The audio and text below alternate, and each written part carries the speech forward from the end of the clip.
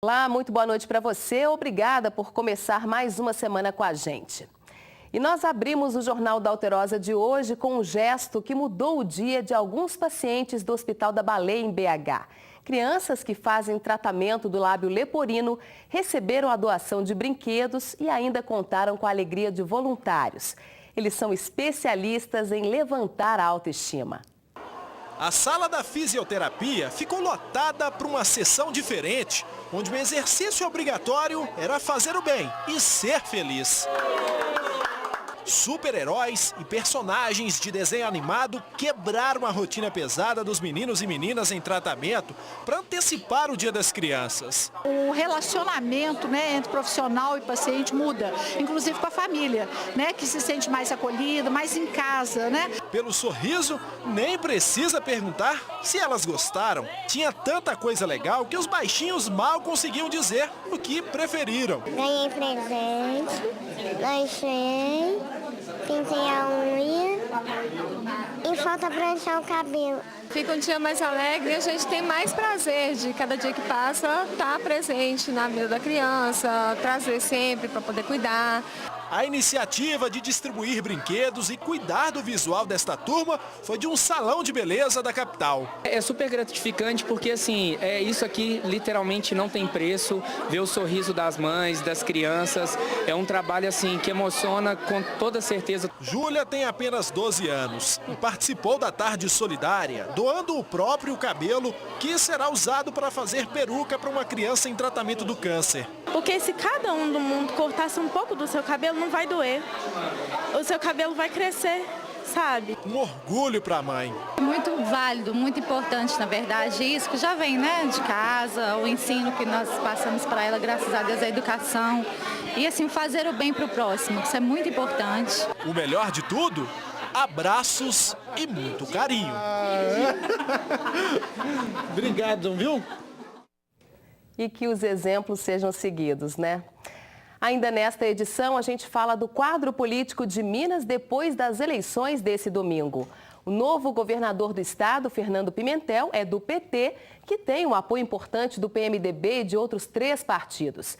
Esse bloco, agora da situação, tem 26 dos 77 assentos na Assembleia Legislativa. A renovação na casa foi de apenas 33,7%, a menor das 2 últimas eleições. Já já você vai ver como ficou essa composição de parlamentares e o que isso pode significar para o rumo de Minas. Aguarde. Espaço aberto para o telespectador do Jornal da Alterosa. Humberto Costa, morador de Contagem, enviou um vídeo que mostra o esgoto a céu aberto que escorre pela rua dele. Estamos aqui na rua Vereador Dias Diniz, no bairro Linda Vista, para mostrar aqui para vocês esse esgoto que está escorrendo a céu aberto aqui. Já foram feitas diversas reclamações pelos moradores, mas só para variar, nunca foram atendidas, E o esgoto vem escorrendo a céu aberto, onde as crianças brincam aqui, passa na porta das casas aqui, incomoda muito, mau cheiro. E passa aqui, como vocês podem ver aí. Então fica aí a nossa reclamação. A Copasa informou que vai enviar uma equipe técnica até o local para apurar a situação. Faça como Humberto, que mandou a denúncia em Contagem. Envie fotos ou vídeos com problemas aí no seu bairro para o WhatsApp do Jornal da Alterosa. O número é o 8814-1360, código 31. Ainda nesta edição tem mais participação do telespectador. Aguarde. Fazendeiros de Serrania, no sul do estado, estão em alerta. 2 propriedades foram invadidas por bandidos na mesma noite. Um prejuízo superior a R$20 mil. Segundo o administrador da fazenda, os bandidos cortaram a cerca para ter acesso ao local.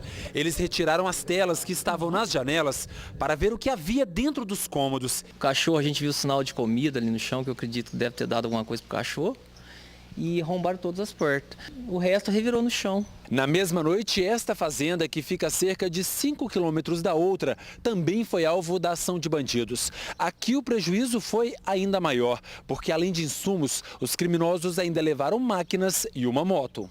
A moto seminova levou a motosserra, que a gente tinha feito a aquisição há pouco tempo, levou uma furadeira e chave que a gente usa na fazenda durante o período de trabalho. O prejuízo chega a R$20 mil. Então, inclusive, agora a gente vai instalar sistema de alarme para todo lado nas fazendas, nas 3 fazendas. A gente vai se adequar, a gente tem que se prevenir, porque não está tendo condições de trabalhar mais no campo sem segurança. Um homem foi preso com armas e drogas num baile funk no bairro Montes Claros, em Belo Horizonte. Ele chegou a lutar com o sargento da PM no momento da abordagem. Denilson Irineu da Cruz, de 32 anos, foi preso em flagrante. Segundo a polícia, ele estava num baile funk armado e tentou reagir quando os militares chegaram. Quando descemos da viatura, ele esboçou reação, pôs a mão na cintura, parecendo que ia pegar alguma coisa.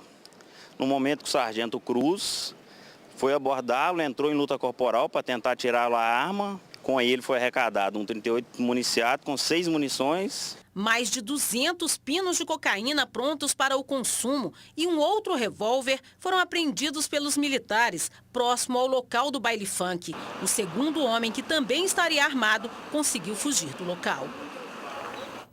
Confusão durante uma audiência no Fórum Lafayette, na capital. A sessão chegou a ser interrompida depois que o réu tentou atacar uma advogada. Fernanda Pena tem os detalhes. A confusão aconteceu na 9ª Vara Criminal do Fórum Lafayette, na capital, onde o preso participava de uma audiência em que responde por um roubo. De acordo com testemunhas, Daniel Augusto Cipriano, de 30 anos, conseguiu se soltar das algemas e tentou fazer a advogada dele refém. O réu ainda tentou agredir os 3 policiais militares que o escoltavam, mas foi dominado e algemado novamente. Daniel usou esse pedaço de metal para abrir a algema e teria afirmado que pretendia fugir. Depois da confusão, a audiência aconteceu normalmente. Considerado perigoso, Daniel Cipriano já é condenado a mais de 80 anos de prisão por roubos e homicídio. Ele foi um dos líderes da rebelião na penitenciária Nelson Hungria, em Contagem, na Grande BH, em fevereiro do ano passado. O advogado Écio Quaresma, que ajudou nas negociações na época, afirmou que o comportamento de Daniel nessa tarde pode prejudicar a transferência dele de volta para a região metropolitana, já que o réu foi transferido para a penitenciária de Francisco Sá, no norte do estado, depois da rebelião. Eu já estava preparando para fazer contato com as autoridades da sede, visando que ele viesse transferido para cá. Vai gerar para ele uma regressão de regime, se é que teve alguma progressão. Isso, infelizmente, vai acabar cometendo um transtorno na execução criminal dele. Condenado a 29 anos de prisão em regime fechado, o homem que ficou conhecido como maníaco do Dona Clara, em BH.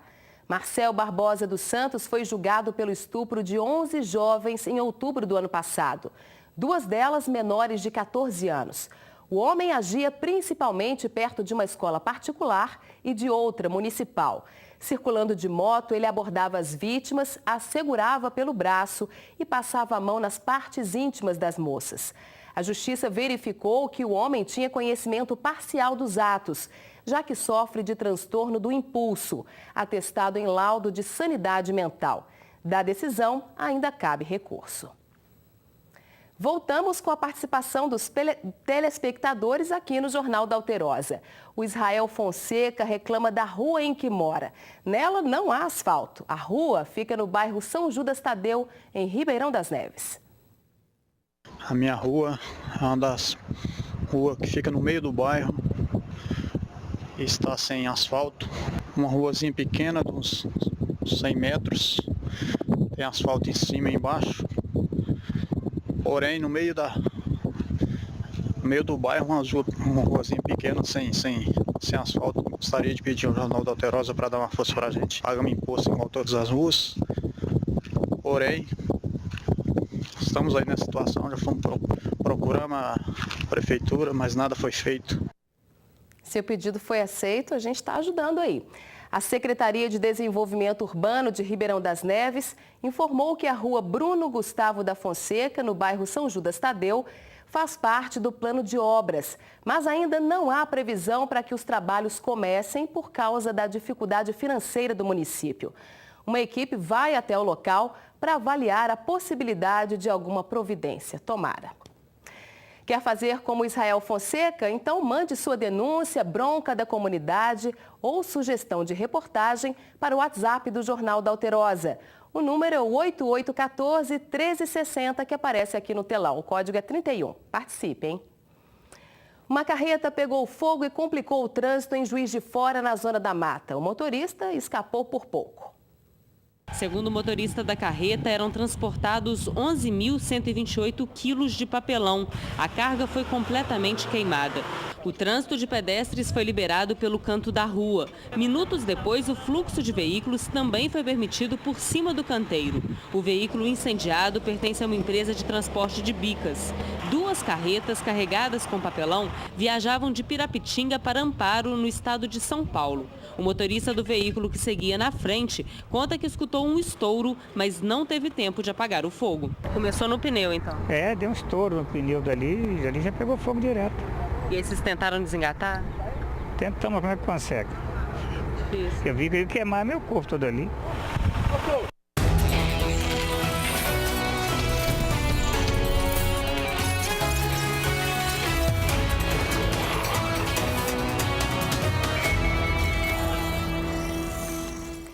A gente tem que tirar o chapéu para os garis, no dia a dia e principalmente quando há grandes eventos.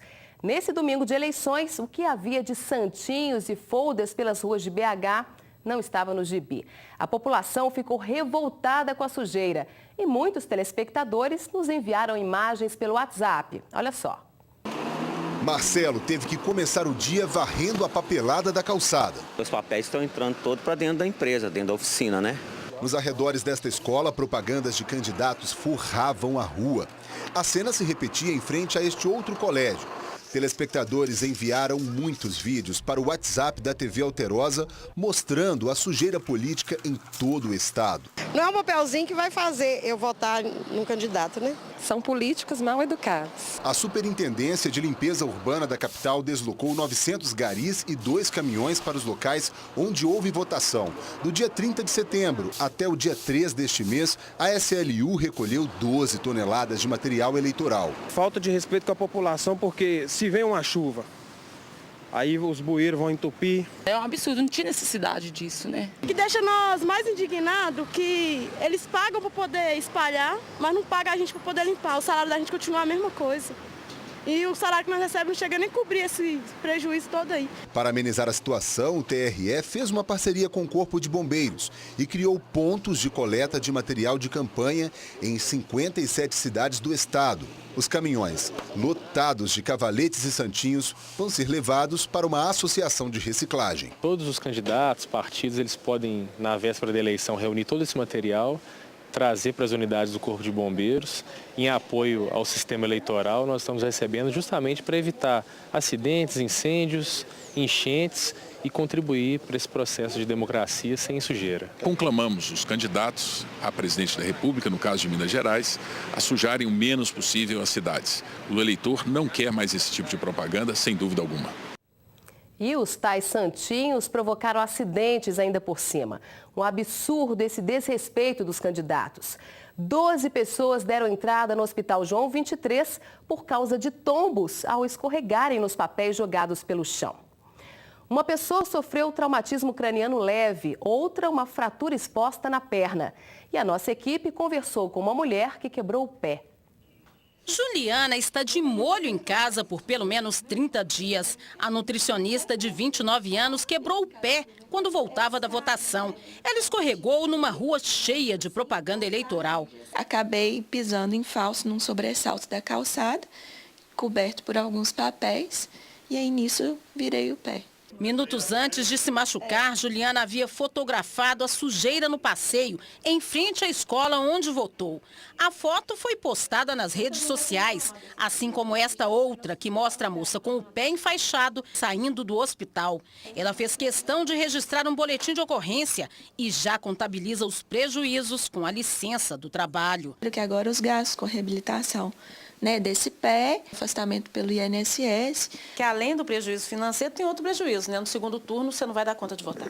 Não vou conseguir, acho que não, porque é difícil deslocar com o pé, até readaptar isso, né, essa nova realidade. E também tem a questão de que na minha zona eleitoral, a minha sessão fica no segundo andar de um colégio que tem escada, né? Vamos ver se eu vou conseguir.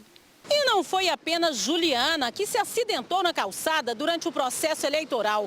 Em Belo Horizonte, outras 11 pessoas deram entrada no Hospital João 23, vítimas de quedas por escorregões nos santinhos de políticos. Uma mulher teve fratura e continua internada. O governador eleito de Minas, Fernando Pimentel, do PT, já começa a pensar em como será o secretariado. Na coletiva, depois da apuração dos votos, Pimentel falou de suas principais preocupações para o Estado. Fernando da Mata Pimentel nasceu em Belo Horizonte e tem 63 anos. É casado e tem 2 filhos. Formou-se em Economia pela PUC Minas e é mestre em Ciências Políticas pela UFMG. Começou na militância política contra a ditadura militar em 1968. Foi secretário municipal em Belo Horizonte por 2 vezes, vice-prefeito no governo Célio de Castro, a quem substituiu definitivamente em 2003 por motivo de doença. É um dos principais articuladores do Orçamento Participativo, programa permanente de obras públicas. Foi prefeito de BH entre 2005 e 2008 e nomeado ministro do Desenvolvimento, Indústria e Comércio Exterior da presidente Dilma Rousseff em 2011. Agora foi eleito novo governador de Minas com quase 53% dos votos válidos. Nós vamos saber honrar a confiança que nos está sendo depositada nesse momento. Nós vamos trabalhar 24 horas por dia, 365 dias no ano, ao longo de 4 anos, para fazer de Minas aquilo que os mineiros querem. Foi para isso que fomos eleitos, para isso que nós vamos trabalhar. E a renovação na Assembleia Legislativa e na Câmara Federal foi pequena. Veja a análise do resultado das eleições para Minas. Dos 77 deputados estaduais eleitos, apenas 26 entram na casa pela primeira vez. A renovação de 33,7% é a menor das últimas 2 eleições. Acho que a gente tem que dar um desconto sobre a renovação, no sentido que tem muitas famílias e muito poder organizado de maneira familiar, que acaba trazendo o sobrinho, o filho, a filha, o genro, e que muitas vezes a gente não leva em conta só a troca de nome, mas muitas vezes você tem uma continuidade política em função dos sobrenomes. Dos parlamentares que tentaram a reeleição, 51 conseguiram um novo mandato. Os campeões de votos foram Paulo Guedes, do PT, com quase 165 mil votos, Mário Henrique Caixa, do PCdoB, com 130.500 votos, e Leandro Genaro, do PSB, que conquistou o primeiro mandato.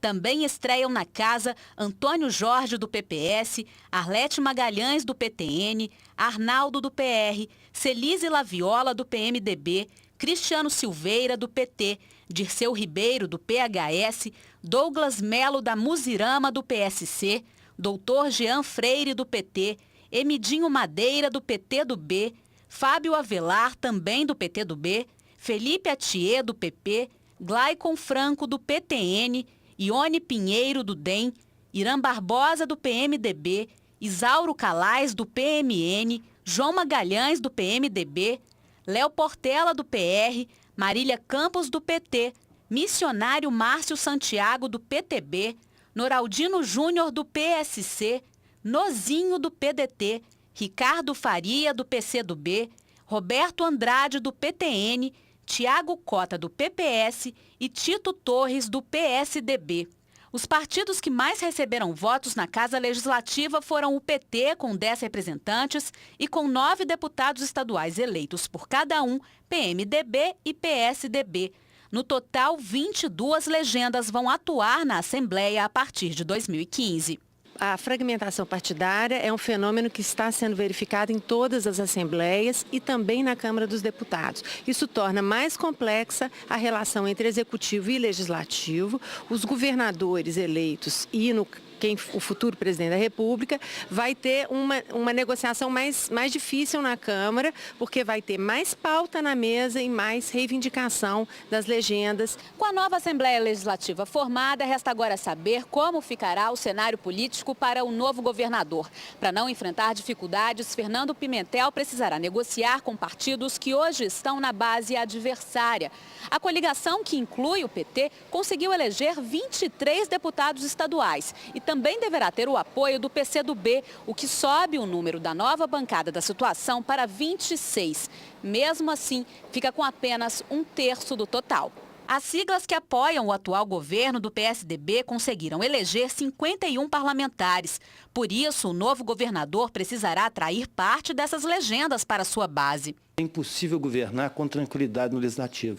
Eu acredito que os próximos dias é exatamente o tempo que o governo terá para recompor uma base, e eu acho que é uma composição que se fará com os partidos menores. A tendência é que esses pequenos partidos se aglutinem em blocos partidários, ou de apoio ao governo, ou aqueles que vão compor a oposição.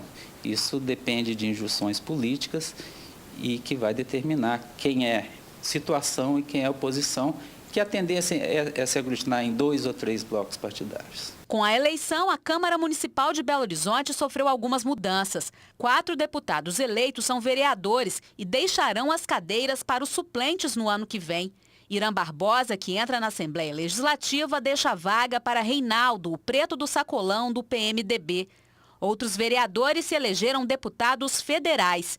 Edson Moreira, do PTN, sai e fica o suplente Lúcio Bocão, do PTN.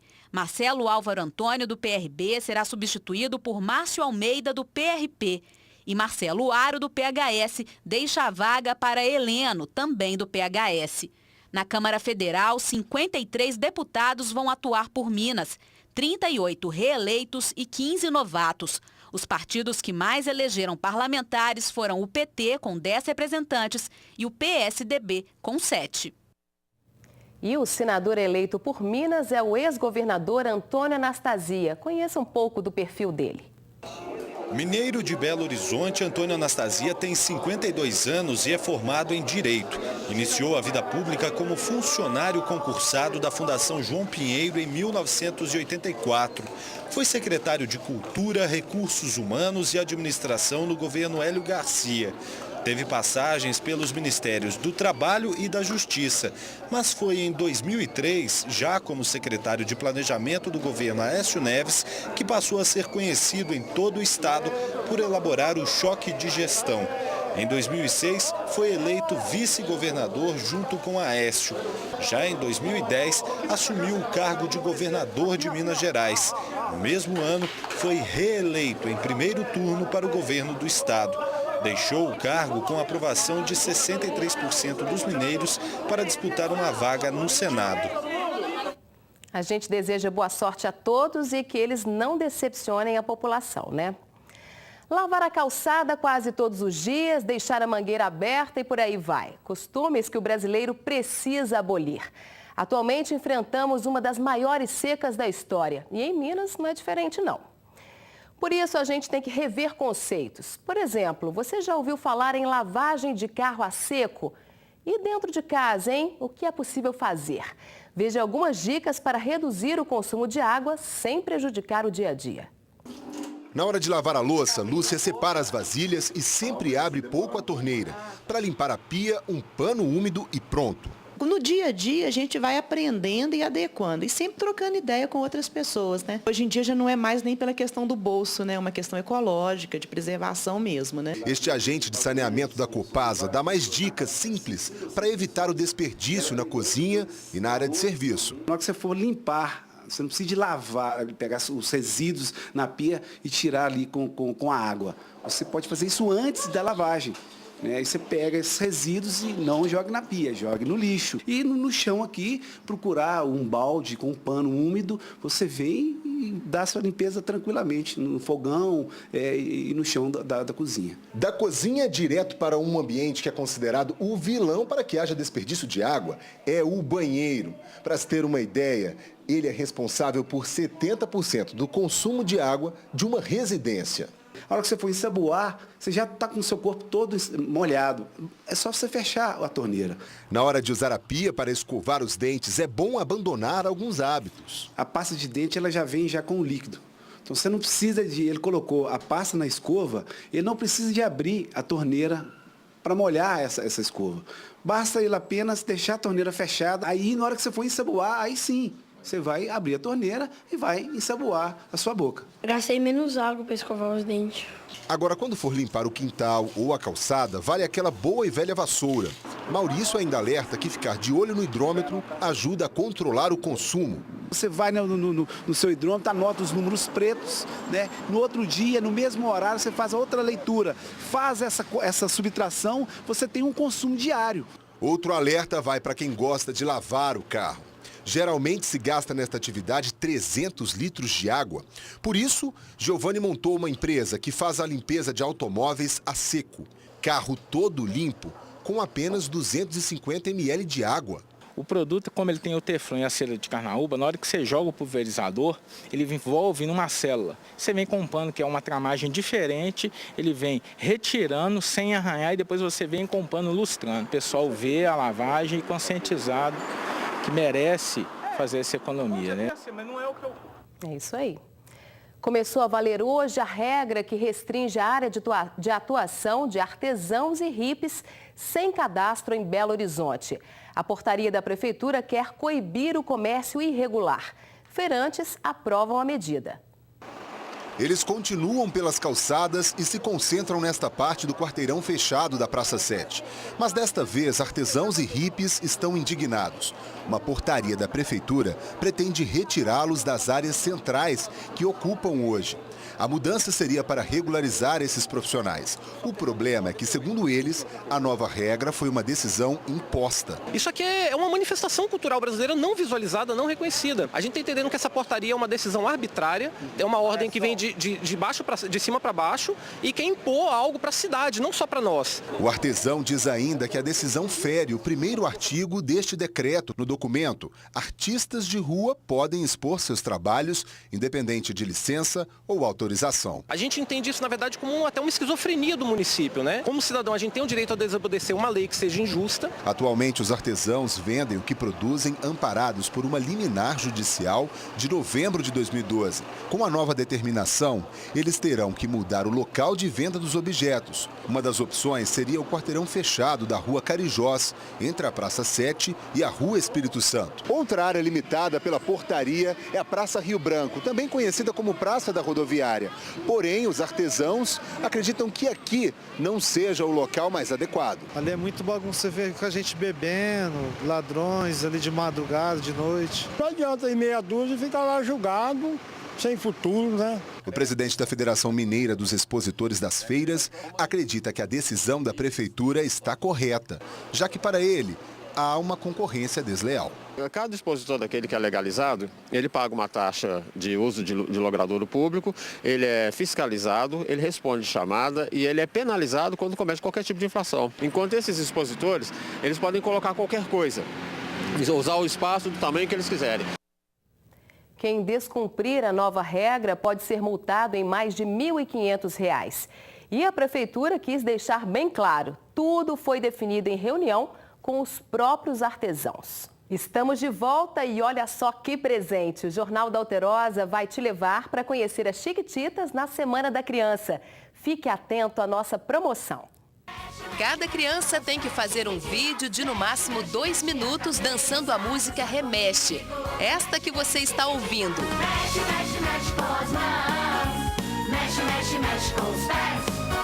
O vídeo pode ser enviado para o e-mail queroganhar, tudo juntinho, @alterosa.com.br. Ou, se preferir, você pode entregar pessoalmente aqui na portaria da TV Alterosa. O endereço é Avenida Assis Chateaubriand, 499, no bairro Floresta, em BH. Os 3 melhores serão selecionados para participar do programa Palco Divirta-se na próxima sexta-feira. O diretor da novela Chiquititas vai escolher a criança que ganhará a viagem com o acompanhante para São Paulo. Lá, o ganhador ou ganhadora vai visitar o estúdio em que a novela é gravada. O regulamento está no nosso site alterosa.com.br/J2. Boa sorte e capriche na dança.